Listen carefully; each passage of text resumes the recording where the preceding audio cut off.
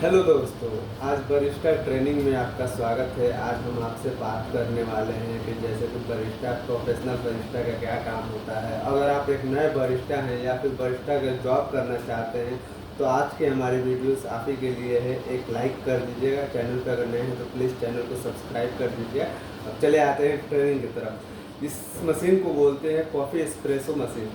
इसका नाम है इटालियनो एस्प्रेसो मशीन, जो कि हम इसका यूज करते हैं एस्प्रेसो प्रिपेयर करने के लिए। और बेसिकली अगर आप नए बरिस्टा हैं तो आप ये कुछ बातें जान लें, जैसे कि एस्प्रेसो क्या होता है या फिर बरिस्टा किसे कहते हैं। Barista is a person who make a tea and coffee and serve to the customer.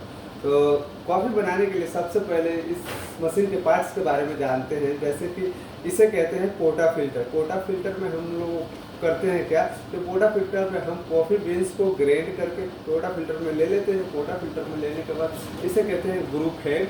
Group head में हम पोटा फिल्टर को इस तरह से लगा देते हैं। पोटा फिल्टर ग्रुप हेड में लगाने के बाद हम शॉर्ट्स वाइज एस्प्रेसो निकाल लेते हैं।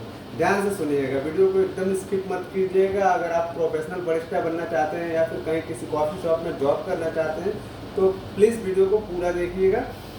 इस सारे बटन्स को शॉर्ट्स वाइज हम एस्प्रेसो निकाल लेते हैं। जानते हैं बेसिकली कोई भी कॉफ़ी प्रिपेयर करने के, कॉफ़ी के बहुत सारे टाइप्स होते हैं, like espresso, americano, cappuccino, latte, mocha, flat white. तो सबसे पहले कॉफ़ी का एस्प्रेसो निकाला जाता है। एस्प्रेसो निकालने के बाद अगर आप अमेरिकानो बना रहे हैं तो अमेरिकानो बनाने के लिए आपको हॉट वाटर का यूज़ करना रहेगा। ये रहा हॉट वाटर गैस का मीटर और यहाँ पर उसका कंट्रोल पॉइंट है। इससे हम लोग हॉट वाटर को निकाल लेते हैं और अमेरिकानो में एस्प्रेसो और हॉट वाटर को इंक्लूडेड करके हम अमेरिकानो बना लेते हैं। और इसे कहते हैं मिल्क स्ट्रीमर। ये देख सकते हैं आप, इसे कहते हैं मिल्क स्ट्रीमर। और ये रहा milk streamer control point. Milk streamer control point हो गया। अब देखिए कॉफ़ी के डिफरेंस, जैसे कितने प्रकार के कॉफ़ी बीन्स होते हैं। 4 प्रकार के कॉफ़ी बीन्स होते हैं, अरेबियाना, रोबास्टा, तुर्किश, इटालियाना। अगर कोई भी कॉफ़ी शॉप में जॉब करने जा रहे हैं तो बेसिकली ज़्यादातर कॉफ़ी शॉप में अरेबियाना और रोबास्टा का यूज होता है, बट एक्चुअली तौर पर 4 प्रकार के कॉफ़ी बीन्स होते हैं, रोस्ट कॉफ़ी बीन्स होते हैं, अरेबियाना, रोबास्टा, तुर्किश और इटालियाना। और उसके बाद से चले आते हैं, हम बात करते हैं अब जैसे कि अरेबियाना कॉफ़ी बीन्स ज़्यादातर पर रेस्टोरेंट में क्यों पाई जाती है और रोबास्टा और अरेबियाना के बीच में क्या डिफरेंट होती है।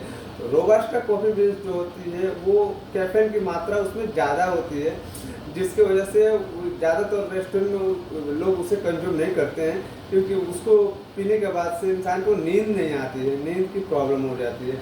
और अरेबियाना में कैफीन की मात्रा थोड़ी कम होती है, जिसकी वजह से ज़्यादातर रेस्टोरेंट में अरेबियाना कॉफ़ी बीन्स का यूज किया जाता है। और तुर्किश कॉफ़ी भी स्ट्रॉन्ग होती है। अब मान लीजिए सिंगल शॉट एस्प्रेसो निकालने के लिए आपको 15 ग्राम 9 to 15 ग्राम कॉफ़ी बीन्स के पाउडर को लेना रहता है, कॉफ़ी बीन्स को लेना रहता है सिंगल शॉट के लिए। डबल शॉट अगर आप बना रहे हैं तो डबल शॉट के लिए आपको लेना रहेगा 15 to 13 ग्राम। ये बातों को ध्यान रखिएगा कि सिंगल शॉट में कितना हमारा कॉफ़ी बीन्स जाता है, कितना ग्राम कॉफ़ी बीन्स जाता है और डबल शॉट में कितना जाता है। जैसे कि आप किसी इंटरव्यूअर के पास जाएं इंटरव्यू देने के लिए तो वो आपसे पूछ सकता है कि मतलब बताओ डिफरेंस क्या होता है कॉफ़ी लाते एंड कैपेचिनो के बीच में। तो मैं आज आपको बता देता हूँ कि कॉफ़ी लाते और कैपेचिनो के बीच में डिफरेंट होता है मिल्क फोम का। कैपेचिनो में मिल्क फोम की क्वांटिटी ज़्यादा होती है, कैपेचिनो में मिल्क फोम की क्वांटिटी ज़्यादा होती है, लाते में मिल्क फोम की क्वांटिटी कम होती है। और स्पेनिश लाते जब हम बनाते हैं तो उसमें हम जब एस्प्रेसो प्रिपेयर कर लेते हैं, एस्प्रेसो प्रिपेयर करने के बाद हम एस्प्रेसो के साथ साथ ऐड कर लेते हैं नेस्ले मिल्क का हम यूज करते हैं एस्प्रेसो के साथ।